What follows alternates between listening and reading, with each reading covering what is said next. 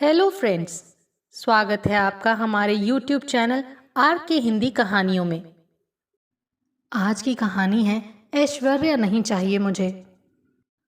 उम्र उम्र की बात होती है। जवानी में जो अच्छा लगता है बुढ़ापे में अक्सर अच्छा नहीं लगता। इसी को तो कहते हैं ना, जनरेशन गैप, यानी पीढ़ी का अंतर। जब माँ बाप बच्चे थे तब वो अपने माँ बाप को दकियानूसी कहते थे। अब जब खुद माँ बाप बन गए हैं तो दकियानूसी नहीं है, अब बच्चे उदंड और मुंहजोर है। मतलब चित भी माँ बाप की और पट भी उन्हीं की। किस्सा यहाँ समाप्त होता है कि माँ बाप सदा ही ठीक थे, वो चाहे आप हो या हम। राघव चाचा मुस्कुराते हुए कह रहे थे और मम्मी पापा कभी मेरा और कभी चाचा का मुंह देख रहे थे। राघव चाचा शुरू से मस्त मलंग किस्म के इंसान रहे हैं। मैं अक्सर सोचा करता था और आज भी सोचता हूँ, क्या चाचा का कभी किसी से झगड़ा नहीं होता? चिर परिचित मुस्कान चेहरे पर और नज़र ऐसी मानो आर पार सब पढ़ ले। इंसान इस संसार को और अपने रिश्तों को सदा अपने ही फीते से नापता है और यहीं पर वो भूल कर जाता है कि उसका फीता ज़रूरत के अनुसार छोटा बड़ा होता रहता है। अपनी बच्ची का रिश्ता हो रहा हो तो दहेज संबंधी सभी कानून उसे याद होंगे और अपनी बच्ची संसार की सबसे सुंदर लड़की भी होगी, क्योंकि वो आपकी बच्ची है ना।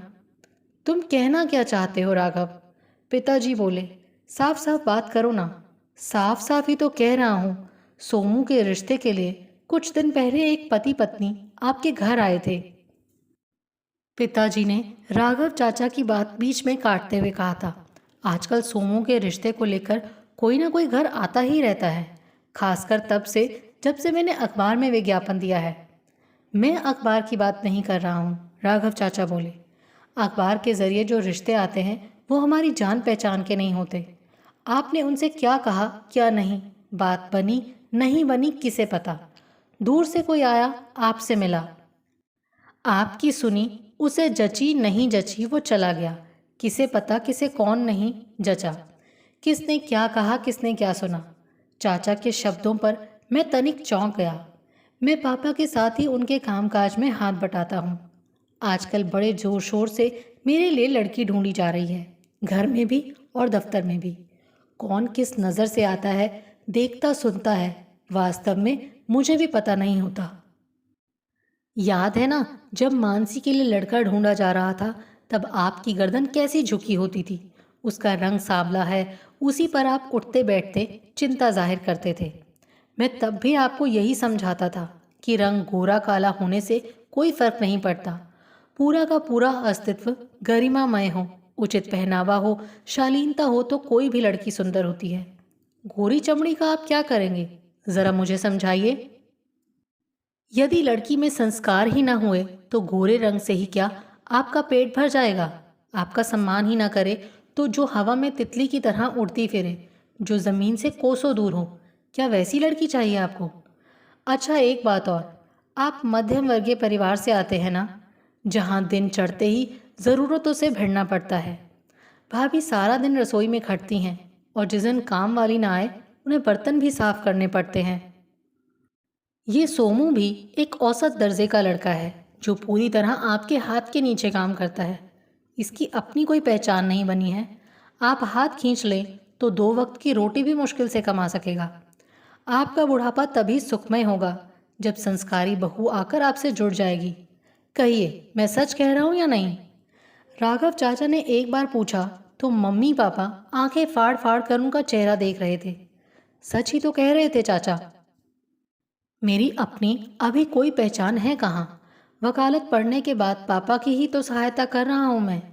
मेरे एक मित्र की भतीजी है जो मुझे बड़ी प्यारी लगती है। काफ़ी समय से उनके घर मेरा आना जाना है। वो मुझे अपनी अपनी सी लगती है। सोचा मेरे ही घर में क्यों ना आ जाए।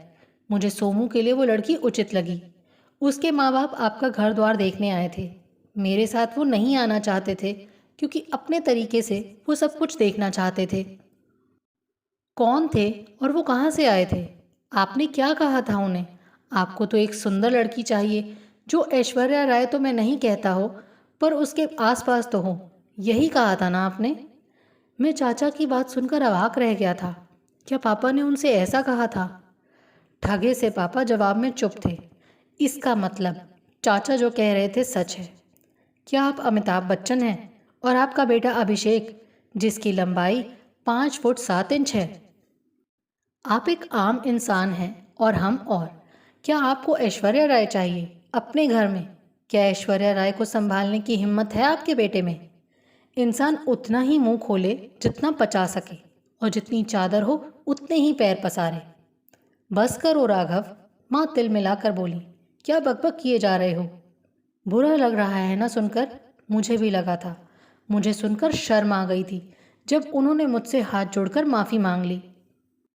भैया को शर्म नहीं आई अपनी भाभी बहू के बारे में विचार व्यक्त करते हुए? भैया आप किसी राह चलती लड़की पर फप्ती कसें तो मैं मान लूँगा, क्योंकि मैं जानता हूँ कि आप कैसे चरित्र के मालिक हैं। पराई लड़कियाँ आपकी नज़र में सदा ही पराई रही हैं, जिन पर आप कोई भी फिक्रा कस लेते हैं। लेकिन अपनी बहू ढूंढने वाला एक सम्मानजनक ससुर क्या इस तरह की बात करता है? ज़रा सोचिए। आप तब अपनी बहू के बारे में बात कर रहे थे या किसी फिल्म की हीरोइन के बारे में? पापा ने तब कुछ नहीं कहा। माथे पर ढेर सारे बल समेटे, कभी इधर देखते कभी उधर।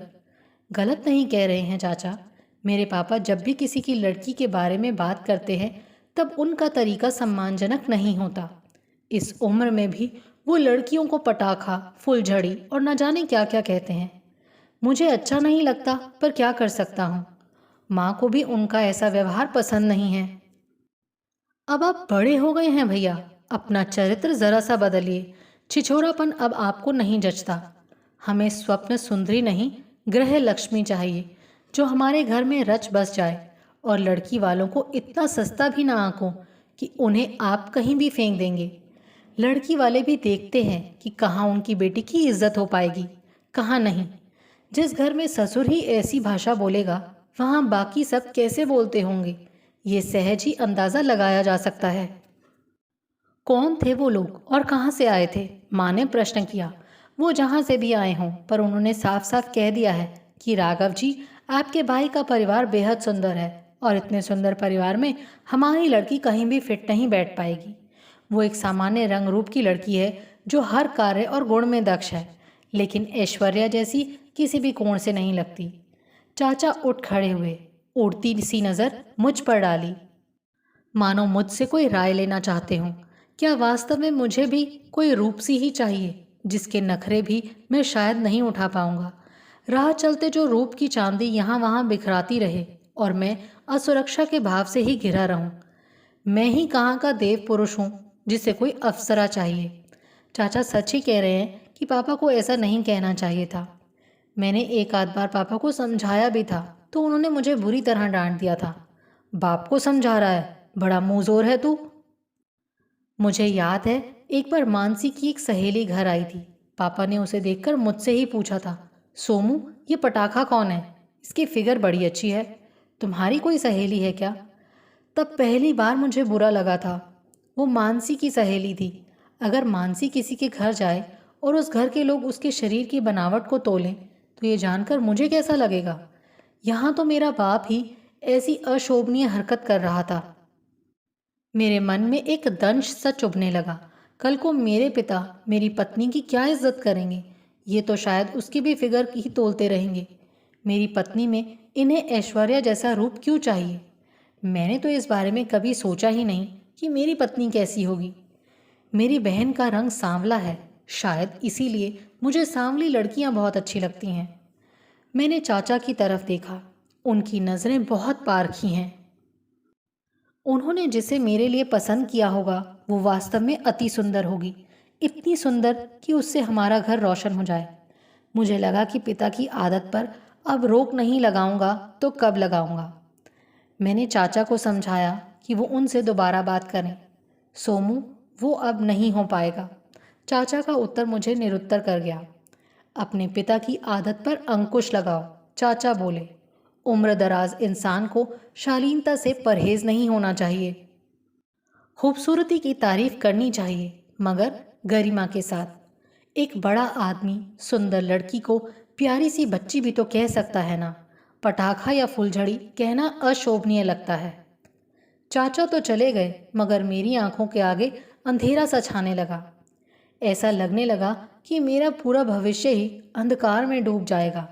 अगर कहीं पापा और मेरी पत्नी का रिश्ता सुखद ना हुआ तो पापा का अपमान भी मुझसे सहा नहीं जाएगा और पत्नी की गरिमा की जिम्मेदारी भी मुझ पर ही होगी। तब क्या करूँगा मैं जब पापा की ज़बान पर अंकुश ना हुआ तो? माँ ने तो शायद ये सब सुनने की आदत बना ली है। मेरी पत्नी पापा की आदत पचा पाए ना पचा पाए कौन जाने। अभी पत्नी आई नहीं थी, लेकिन उसके आने के बाद की कल्पना से ही मैं डरने लगा था। सहसा एक दिन कुछ ऐसा हो गया जिससे हमारा सारा परिवार ही हिल गया। हमारी कॉलोनी से सटा एक मॉल है जहां पापा एक दिन सिनेमा देखने चले गए। अकेले गए थे, इसीलिए हम में से किसी को भी पता नहीं था कि कहाँ गए हैं। शाम के 5 बजे थे। पापा खून से लथपथ घर आए।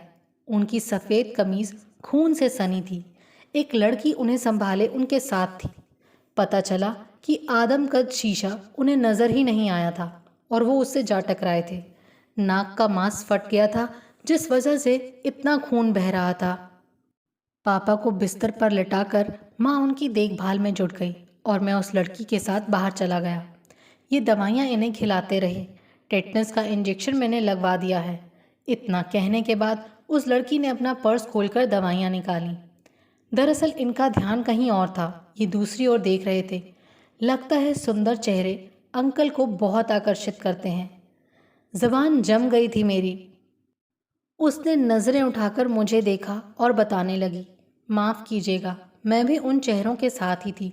जब ये टकराए तब वो चेहरे तो खिलखिलाकर अंदर थिएटर में चले गए, लेकिन मैं जा नहीं पाई।